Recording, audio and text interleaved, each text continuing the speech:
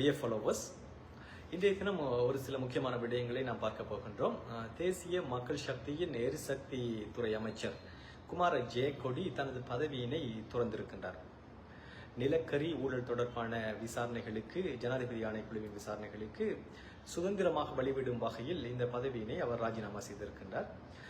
உண்மையில் இந்த பதவியினை அவர் ஏற்கனவே ராஜினாமா செய்திருக்க வேண்டும். இந்த பிரச்சனைகள் மிகப்பெரிய அளவில் பரவலாக பேசப்பட்டு கொண்டிருக்கின்றன நமது நாட்டில்.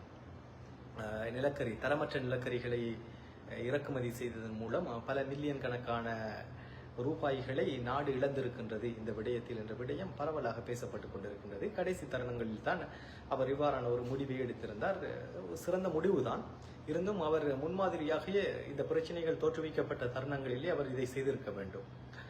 மக்களுடைய நம்பிக்கையும் அதுவாகத்தான் இருக்கின்றது தேசிய மக்கள் சக்தியின் அரசாங்கத்தின் மீது. தற்பொழுது பரவலாக பேசப்பட்டு கொண்டிருக்கின்ற ஒரு விடயம் என்னவென்றால், அடுத்த எரிசக்தி துறை அமைச்சராக யார் நியமிக்கப்பட போகின்றார்கள் தேசிய மக்கள் சக்தியில் என்று. பிரதி அமைச்சராக அக்ரம் இல்யாஸ் இருக்கின்றார். அக்ரம் இல்யாஸுக்கு இந்த வாய்ப்புகள் வழங்கப்படுமா, அல்லது தேசிய மக்கள் சக்தியினால் அவருக்கு அனுபவம் இல்லை என்று புறக்கணிக்கப்படுவாரா என்ற ஒரு விடயம் தான் தற்பொழுது ஹாட் டாபிக்காக இருந்து கொண்டிருக்கின்றது. பார்ப்போம் என்ன வகையான ஒரு நிகழ்வுகளை இது ஏற்படுத்த போகின்றது என்று. அர்க்கம் இல்யாஸை பொறுத்தளவுக்கு மருத்துவ பல்கலைக்கழகத்தின் பட்டதாரி கூட, பொறியியல் துறையில் சிறந்த நிபுணத்துவம் உள்ள ஒருவர், சிறந்த கல்வியலாளரும் கூட. பொறுத்திருந்துதான் பார்க்க வேண்டும் உண்மையில் அவருக்கான வாய்ப்புகள், இளைஞர்களுக்கான வாய்ப்புகள் தேசிய மக்கள் சக்தியில் வழங்கப்படுமா என்ற ஒரு விடயத்தை நாம் பொறுத்திருந்துதான் பார்க்க வேண்டும். இனி வரும் நாட்களில் தேசிய மக்கள் சக்தியினுடைய முடிவுகள் தான் இதை தீர்மானிக்கப் போகின்றது. இதே மாதிரியான ஒரு விடயம் இதற்கு முன்பும் தேசிய மக்கள் சக்தியில் இடம்பெற்றிருந்தது. தேசிய மக்கள் சக்தியினுடைய சபாநாயகர் அசோக் ரன்வில மீது மிகப்பெரிய ஒரு குற்றச்சாட்டு எழுந்திருந்தது. போலி பட்டங்களை முன்வைத்தே இந்த பதவியினை அவர் பெற்றிருக்கின்றார் என்று சொல்லி. கலாநிதி பட்டம், அவருக்கு எங்குமே கலாநிதி பட்டத்துக்குரிய அங்கீகாரம் இல்லை. கலாநிதி பட்டத்தையும் அவர் பெறவில்லை. இருந்தும் தனது பெயருக்கு முன்னால் கலாநிதி என்ற ஒரு விடயத்தை ஈட்டிருந்தார்.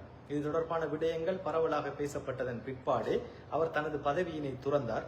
இதுவரை கலாநிதி பட்டத்தை கொண்டு வந்ததன் பிறகுதான் நான் பதவியினை ஏற்றுக்கொள்வேன் என்று சென்றவர் தான் இன்று வரை கலாநிதி பட்டத்தை கொண்டு வரவில்லை. அது தொடர்பான விடயங்கள் கேலிக்கூத்தாக மாற்றப்பட்டிருக்கின்றது பல சமயங்களில். அந்த சமயத்தில் கூட பதில் சபாநாயகராக டாக்டர் ரிஸ்வி சாலி இருந்தார். ரிஸ்வி சாலி மீதும் ஒரு சில குற்றச்சாட்டுகள் முன்வைக்கப்பட்டிருந்தன. அவரும் மேற்படிப்புகள் படித்திருப்பதாக ஒரு தகவல் வந்திருந்தது, எம்டி. ஆனால் அவர் எம்டி படிக்கவில்லை, சாதாரண எம்பிபிஎஸ் தான் பாகிஸ்தானில் முடித்திருந்தார் என்ற விடயத்தை அவர் தெளிவுபடுத்தியிருந்தார். அது தொடர்பான விடயங்களை தான் சமர்ப்பிக்கவில்லை என்றும் பாராளுமன்றத்தில் இருந்தும் பரவலாக அது பேசப்பட்டு இருக்கின்றது என்ற ஒரு விடயத்தை அவர் தெரியப்படுத்தியிருந்தார். அந்த காலகட்டத்தில் கூட ரிஸ்வி சாலிக்கும் இதே மாதிரியான ஒரு விடயம் மறுக்கப்பட்டிருந்தது. பாராளுமன்றத்தில் சபாநாயகராக வரக்கூடிய சந்தர்ப்பத்தை என்பிபி அரசாங்கம், தேசிய மக்கள் சக்தி புறக்கணித்திருந்தது. அனுபவம் என்ற ஒரு ரீதியினை முன்னிலைப்படுத்தி தொடர்ச்சியாக முஸ்லிம்கள் புறக்கணிக்கப்படுவதாக என்ற ஒரு விடயம் பரவலாக பேசப்பட்டுக் கொண்டிருக்கின்றது நாட்டில். இது தொடர்பான விடயங்களுக்கு எவ்வகையான தெளிவுகளை என்பிபி ஏற்படுத்தப் போகின்றது என்று எனக்கு என்றால் தெரியவில்லை. காரணம், என்பிபியில் இருக்கின்ற பெரும்பான்மையான உறுப்பினர்கள் 200 அல்லது 230க்கும் மேற்பட்ட உறுப்பினர்கள் கிட்டத்தட்ட பாராளுமன்ற முன் அனுபவம் இல்லாதவர்கள். இந்த முறைதான் முதல் தடவையாக என்பிபியில் பாராளுமன்ற பிரதிநிதித்துவத்தை பெற்றிருக்கின்றார்கள். அப்படி இருக்கையில் அரசியல் அனுபவம் இல்லை என்ற ஒரு ரீதியில் தகுதியானவர்கள் புறக்கணிக்கப்படுவது என்பிபியில் தொடர்ந்த வண்ணமே இருக்கின்றன தேசிய மக்கள் சக்தியில். இது தொடர்பான விடயங்களில் தேசிய மக்கள் சக்தி அதீத கவனம் செலுத்த வேண்டும். தேசிய மக்கள் சக்தியினுடைய கொள்கையே மக்கள் மீதான நம்பிக்கை. மக்கள் மீதான நம்பிக்கைகள் தளர்ந்துவிடக்கூடாது என்ற ஒரு விடயம்தான் தற்போது பரவலாக பேசப்படுகின்றது. காரணம், ஜேவிபி இந்த ஆட்சிக்கு வந்த சமயங்களில் தேர்தல் பிரச்சார மேடைகளில் கூட கட்டுக்கட்டாக கோப்புகளை கொண்டு போயிருந்தார்கள். ஊழல்கள் மலிந்து காணப்படுகின்றன முன்னைய ஆட்சிகளில். அந்த ஊழல்களை நாம் வெளிக்கொண்டு வருவோம், ஊழல்கள் ஈடுபட்டவர்களை நாம் கைது செய்வோம், கைது செய்து சிறையில் அடைப்போம் என்று பலத்த கோஷங்கள் எழுப்பப்பட்டிருந்தன தேசிய மக்கள் சக்தியினால். ஆனால் இன்று வரை அந்த கோப்புகள் மீதான விசாரணைகள் மந்த கதியிலேயே நடந்து கொண்டிருக்கின்றன. பொதுவாக அந்த விடயங்கள் மெல்ல மெல்ல தான் நகர்ந்து கொண்டிருக்கின்றது. அது தொடர்பான விடயங்கள் எவ்வாறான ரீதியில் முன்னிலைப்படுத்தப்பட போகின்றது, அதில் ஈடுபட்டவர்கள் கைது செய்யப்படுவார்களா, அவர்கள் சட்டத்தின் முன் நிலைநிறுத்தப்படுவார்களா என்ற விடயங்கள் கேள்விக்குறியாகவே இருந்து கொண்டிருக்கின்றது. ஜேவிபியுடைய ஆட்சி, அதாவது என்பிபி என்று சொல்வார்கள், ஜேவிபியும் மற்ற இதர கட்சிகளும் சேர்ந்து என்பிபி தேசிய மக்கள் சக்தியினுடைய ஆட்சியில் ஒரு சில நல்ல விடயங்கள் நடந்திருக்கின்றன. நாம் உண்மையிலேயே மக்களுடைய நம்பிக்கையினை காப்பாற்றக்கூடிய விடயங்கள், அனாவசிய செலவுகள் குறைக்கப்பட்டிருக்கின்றன, நாட்டுடைய அந்நிய செலவணி கையிருப்பு உயர்த்தப்பட்டிருக்கின்றது, பொருளாதார பாதிப்புகள் இருந்து நாடு மெல்ல மெல்ல மீண்டு வரக்கூடிய நிகழ்வுகள் இடம்பெற்றுக் கொண்டிருக்கின்றன. அதே சமயம் போதைப் பொருள் ஒழிப்பு தொடர்பான விடயங்கள் மிகச் சிறப்பான முறையில் முன்னெடுக்கப்பட்டிருக்கின்றன என்ற விடயங்கள் உண்மையிலேயே வந்த குறுகிய காலத்தில் இடம்பெற்ற மிக முக்கியமான நிகழ்வுகளாக பார்க்கப்படுகின்றது. நாட்டில் தற்பொழுது கூட எரிசக்தி தொடர்பான பிரச்சனைகள் மிகப்பெரிய அளவில் பேசப்பட்டுக் கொண்டிருக்கின்றன. ஈரான் மற்றும் இஸ்ரேல் அமெரிக்கா இடையிலான யுத்தத்தின் காரணமாக ஹோர்முஸ் வழி மூடப்பட்டிருந்தது. அதன் பிற்பாடு எரிபொருள் தட்டுப்பாடுகள் மேற்கொள்ளப்பட்டிருந்தமையும் நாட்டில் எரிபொருள் விலைகள் சடுதியாக அதிகரிக்கப்பட்டிருந்த காரணங்கள் கூட இருக்கின்றன. இருந்தும் மக்கள் அதிருப்தி அடையவில்லை. தேசிய மக்கள் சக்தியின் மீதான நம்பிக்கை தொடர்ந்த வண்ணமே இருக்கின்றது. மக்கள் அதிருப்தி அடைந்து ஆர்ப்பாட்டங்களில் ஈடுபட்டதோ அல்லது விமர்சனங்கள் அரசாங்கத்தின் மீது முன்வைத்ததோ தெரியவில்லை. கடந்த காலங்களில் கடந்த அரசாங்கத்தின் மீது மிகப்பெரிய அதிருப்திகள் ஏற்பட்டிருந்தன. ஆனால் என்பிபி மீது மக்களுக்கு நம்பிக்கை இருக்கின்றது. அந்த நம்பிக்கையினை காப்பாற்ற வேண்டும். அதற்கு தகுதியானவர்களை என்பிபி பாராளுமன்றத்தில் அமைச்சர்களாக நியமிக்க வேண்டும். வினைத்திறனான செயற்பாடுகள் தொடர்ச்சியாக இடம்பெற வேண்டுமெனில் அமைச்சு செயலாளர்கள் மட்டத்தில், அமைச்சனுடைய நிர்வாகங்கள் மட்டத்தில் இடம்பெற வேண்டுமெனில் சிறந்த தலைமைத்துவங்கள் உருவாக்கப்பட வேண்டும்.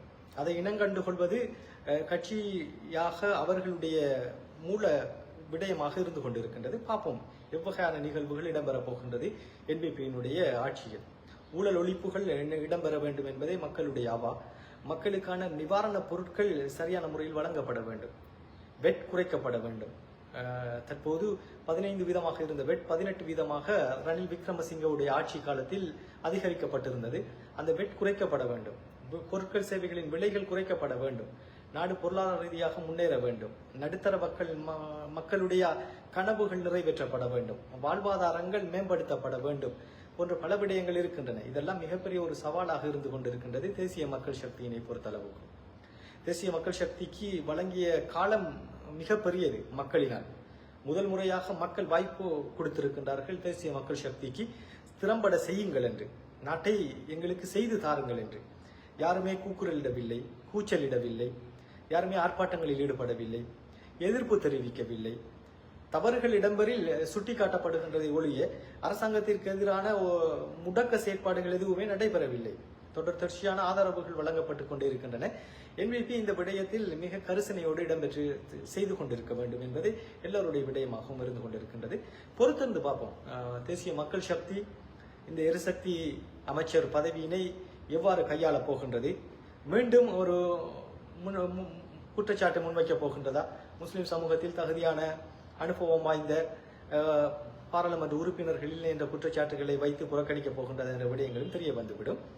அதே சமயம் யார் யாரெல்லாம் இந்த மாதிரி குற்றச்சாட்டுகளை முன்வைத்தார்களோ தேசிய மக்கள் சக்தியில் இருந்து கொண்டு அனுபவம் இல்லாத முஸ்லிம் சமூகத்தை பொறுத்தளவுக்கு அனுபவம் இல்லாதவர்கள் தான் பாராளுமன்றத்தில் இருக்கின்றார்கள் என்று அவர்களுக்கு கூட ஒரு சிறந்த அனுபவம் இன்மை இருக்கின்றது என்ற ஒரு விடயத்தை தான் நாம் தெரியப்படுத்த வேண்டும்.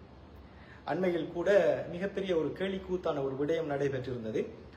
விஜித ஹேரத், வெளிநாட்டு அலுவல்கள் அமைச்சர் விஜித ஹேரத் ஒரு கான்ஃபரன்ஸ், அதாவது வெளிநாட்டு மாநாடு ஒன்றில் ஆங்கிலம் தொடர்பான விடயங்களில் மிகப்பெரிய அளவில் கேலிக்கூத்தாக்கப்பட்டிருந்தார். அவருடைய ஆங்கில உச்சரிப்புகளாக இருந்தாலும் சரி, மொழிநடையாக இருந்தாலும் சரி, சரளமான விடயங்களாக இருந்தாலும் சரி, ஒரு இலங்கையினை பொறுத்தளவுக்கு ஒரு வெளிவிவகார அமைச்சர் என்பது ஒரு மிகச் சிறப்பு வாய்ந்த பதவி. அவருக்கு மொழிகள் ரீதியான விடயங்களில் சரளமான அனுபவம் இருக்க வேண்டும். பல்வேறு ராஜதந்திரிகள், பல்வேறு வெளிநாட்டு அமைச்சர்களை சந்திக்கக்கூடிய பதவி அது. அவ்வாறான விடயத்தில் அவர் சற்று தடுமாறி இருந்தார். அதே போன்று இதற்கு முன்பு சுனில் ஹந்துன்னத்தியும் இது தொடர்பான விடயங்களில் கைத்தொழில் மாநாடு ஒன்றில், இந்தியாவில் இடம்பெற்ற கைத்தொழில் மாநாடு ஒன்றில் தொடர்ச்சியான கேலிக்கூத்துகளுக்கு உள்ளாக்கப்பட்டிருந்தார். மொழி என்பது ஒரு விடயம் அல்ல. இங்கு எமக்கு தெரியாத மொழிகளில் மிக சரளமாக பேசுவதை விட தெரிந்த மொழியில் மிகவும் தெளிவாக விடயங்களை முன்வைப்பதே மிகச்சிறந்த விடயம். மொழி என்பது ஒரு விடயமே அல்ல. ஜனாதிபதி அனுரகுமார திசாநாயக்க சர்வதேச மாநாடுகளில் சிங்களத்தில் பொதுவாக தாய்மொழியில் பேசுகின்றார். மிகவும் தெளிவான விடயங்களை முன்னிலைப்படுத்துகின்றார். தற்காலத்தில் மொழியினை விளங்குவதோ அல்லது அதற்கு மாற்றீடாக ஒரு விடயத்தை கொண்டு வருவதோ மிகப்பெரிய ஒரு பேசு பொருளோ அது மிகப்பெரிய சவாலோ அல்ல. நமக்கு தெரிந்த மொழியில் சரளமாக சர்வதேச மாநாடுகளில் பேசுவது வளமையாகிவிட்டது. துருக்கியினுடைய அதிபர் அவருடைய பாசையில் தான் பேசுகின்றார். ரஷ்யாவினுடைய அதிபர் அவருடைய பாசையில் தான் பேசுகின்றார். ஜெர்மனுடைய அதிபர் அவருடைய பாசையில் தான் பேசுகின்றார். இங்கு மொழி என்பது பிரச்சனை அல்ல. இங்கிலீஷ் தான் தெரிய வேண்டும் அல்ல, இங்கிலீஷ் என்பது தெரிந்திருந்தால் நல்லது. அந்த மாதிரி விடயங்களில் ஜேவிபி அதாவது என்பிபி தேசிய மக்கள் சக்தி மிகப்பெரிய பேசு பொருளாக மாற்றப்பட்டிருந்தது. அவர்கள் அது தொடர்பான விடயங்களில் கரிசனை காட்ட வேண்டும். இனி வரும் காலங்களில் சிறந்த அனுபவம் மற்றும் கல்வி தொடர்பான விடயங்கள் அல்லது நாட்டு நடப்புகள் தெரிந்தவர்கள் அல்லது தற்காலத்தில் தொடர்ச்சியான லேர்னிங் அதாவது கற்றல் தொடர்பான விடயங்களில் இருப்பவர்களை அமைச்சு பதவிகளுக்கு கொண்டு வந்து அதன் மூலம் இளைஞர்களுக்கு வாய்ப்பளிப்பதன் மூலம் ஒரு சிறந்த தலைமைத்துவத்தையும் சிறந்த கட்டமைப்பையும் உருவாக்க முடியும் என்பதை அவர்கள் நிரூபிக்க வேண்டும். தொடர்ச்சியான விடயங்களை பொறுத்திருந்து பார்ப்போம். எவ்வாறான நிகழ்வுகள் இடம்பெறப் போகின்றது நாட்டில். தேசிய மக்கள் சக்தி மக்கள் தம்மீது வைத்திருக்கின்ற நம்பிக்கையினை காப்பாற்றுமா அல்லது மீண்டும் கேலிக்கூத்தாகுமா என்ற விடயங்களை பொறுத்திருந்தான் பார்க்க வேண்டும். மீண்டும் ஒரு வீடியோவில் சந்திப்போம் நண்பர்களே. தொடர்ச்சியான வீடியோக்களுக்கு பேஜை ஃபாலோ பண்ணுங்க.